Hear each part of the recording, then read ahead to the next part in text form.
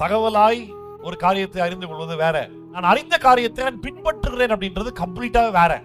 கர்த்தருடைய வார்த்தை இல்லாமல் கர்த்தர் யாருன்றது புரியாது.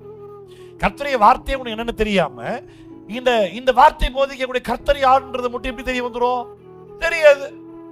அப்ப நான் சொல்லிக் கொடுக்கக்கூடிய பைபிள் சத்தியங்கள் ஒரு சில தகவலாய் மண்டையில வச்சுக்கிட்டு எங்க பாஸ்டர் சத்தியத்தை கரெக்டா போதிக்கிறார் அப்படி சொல்றனால நீ பரலோகம் போறது இல்ல.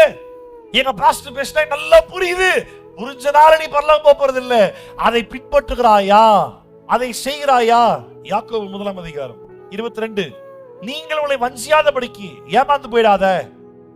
நீ ஏமாறாம பரலோகம் போகணும் அப்படின்னா நீ திருவசனம் வாசா மட்டும் பத்தாது, அதன்படி செய்கிறவனா இருக்கணும்.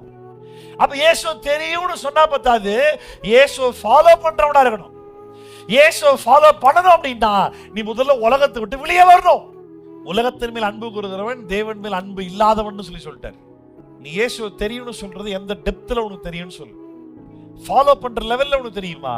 இல்ல நான் ஒரு கிறிஸ்டியன், எங்க கடவுள் இயேசு, உனக்கு அவ்வளவுதான் தெரியுமா? கிறிஸ்தவ கடவுளா உனக்கு தெரியும் அப்படின்னா நீ எத்தனை வருஷம் சர்ச்சைக்கு வந்தாலும் நீ பரலோகம் போக மாட்டேன்.